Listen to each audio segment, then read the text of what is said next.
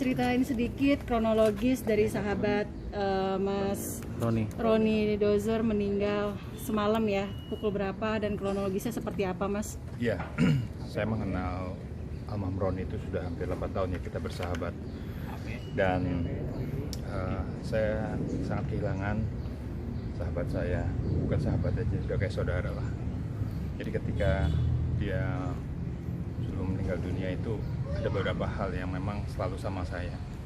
Ketika kemarin saya ada wawancara tentang meninggalnya Vanessa, dia ikut saya, tapi dia tidak ikut diwawancara karena sakit ya. Mungkin teman-teman media tahu, pada saat itu kita sempat makan terakhir sama teman-teman media, makan soto ayam bareng-bareng. Nah, pulang dari situ karena kita besoknya ada acara FFV. Nah, kebetulan almarhum itu kan adalah juri dari Pak Vindo yang memang sama-sama saya gitu kan. Ya, kita berangkat ya Ron, kita antigen dulu ya deh. Jadi habis dari Vanessa kita periksa antigen gitu. Nah, pada saat di antigen dia memang sudah kayak jalannya udah agak susah. Tapi kita papah lah. Lu bisa jalan nggak nih? Nggak apa-apa. Gitu tuh. Nah, sambil nunggu. Nah, terus habis dari situ kita makan sebentar. Saya bilang, Ron, nih mau gimana? Besok gue jemput ya seperti biasa. Iya Pak. Nah, ada hal yang memang saya sedih gitu ya. Sebelum dia mau FFV, dia telepon saya gitu. Pak, saya nggak bisa datang nih, dia bilang gitu. Bapak aja sendiri ya. Dia bilang, ya.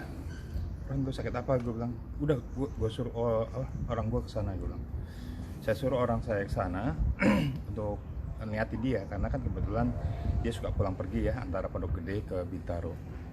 Nah, pada saat itu dia ngomong agak susah Pak, saya sakit Pak. Iya udah, nanti gue dari FFV gue sempetin deh ke tempat lo, atau nggak besok pagi. Tapi lo biar orang gue di sana deh. Nah, orang saya bilang udah nggak apa-apa, udah kasih minum obat bisa tidur, ditemenin sama dari karyawan saya. Besok paginya saya pulang dari FFV pagi, dia telepon, Pak, badan saya udah mendingan. Besok lah Mas, nanti kita apakah kalau emang ini kita bawa dokter aja lah, saya bilang gitu. Terus saya kasih tau istrinya. Yang sedihnya itu dia minta buah-buahan sama saya. Tumben-tumben Ron gitu ya, Pak bisa minta tolong dibeliin buah-buahan nggak ya gitu. Saya bilang ya Ron, ntar gue beliin buah-buahan dulu, tapi gue kerja dulu karena saya ada klien di Bogor gitu ya. Ketemu pagi gue di Bogor dulu. Terus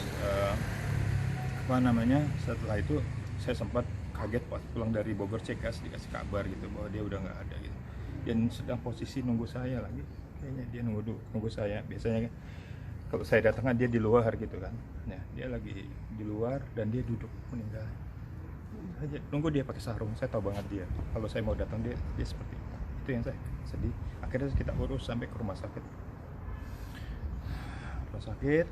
sampai malam hari ya, kita urus sampai pagi tadi.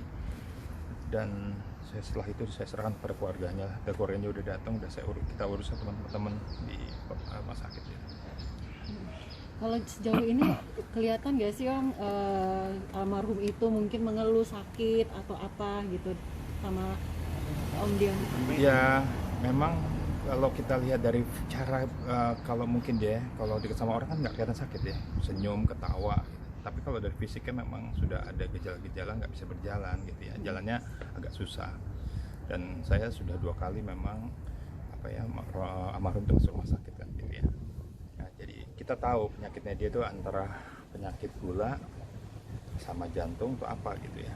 Nah, sehingga tapi ya lucunya gitu semangatnya dia gitu. Kalau saya syuting entah kemana, itu dia semangat yang mengikut itu. Padahal susah nih, udah nggak apa-apa, pelan-pelan aja.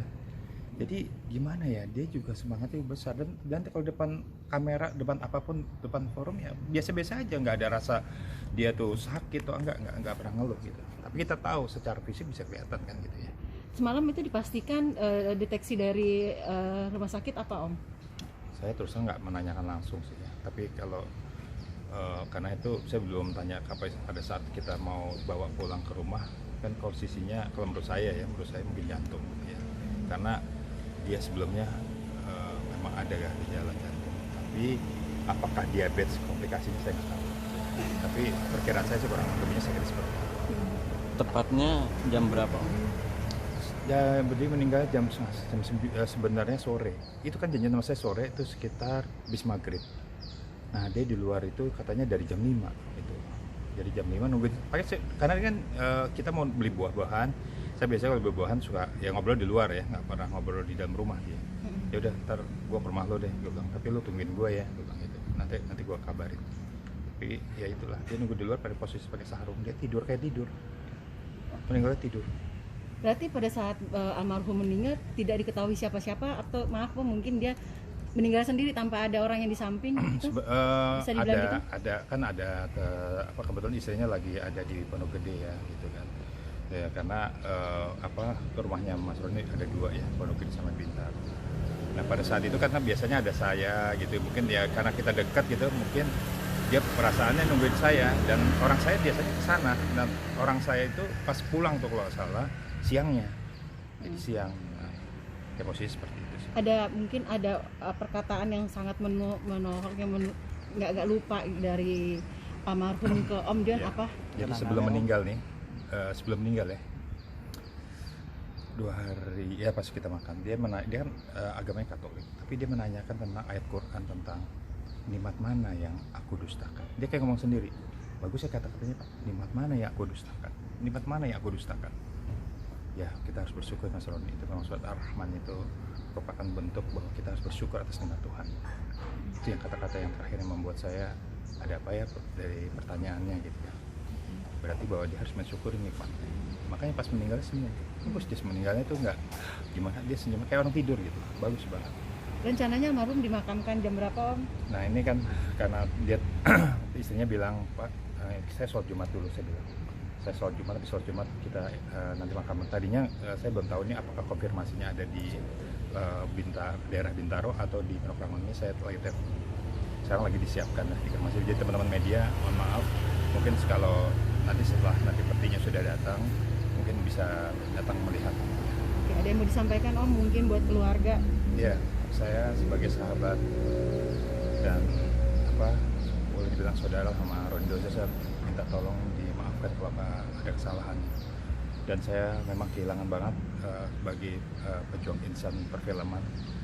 Seorang Roni Doza adalah seorang aktor komedian yang nggak bisa digantikan. Kita tahu dulu pernah masuk di dalam acara-acara yang sifatnya menghibur, dan kita berharap belajar bahwa bagaimanapun kita juga harus mempunyai rasa kepekaan terhadap sahabat dan teman, sehingga apapun yang dibutuhkan, dan kita tahu bahwa suatu saat kita juga akan kembali ya. Om Roni Doza meninggalkan berapa putra? 1 perempuan. Jadi ada 2 sebenarnya, tapi yang paling kecil tuh usia tuh masih umur berapa tahun ya, kelas berapa SD dia. Pribadi beliau seperti apa sih Om, dari Om sendiri? Wah, dia baik banget ya. Nggak ada sahabat itu. Selama 8 tahun nemenin saya di organisasi di Pavindo, dia nemenin kemana-mana sama saya. Jadi bagi saya itu orang yang paling nomor 1 setelah istri saya lah.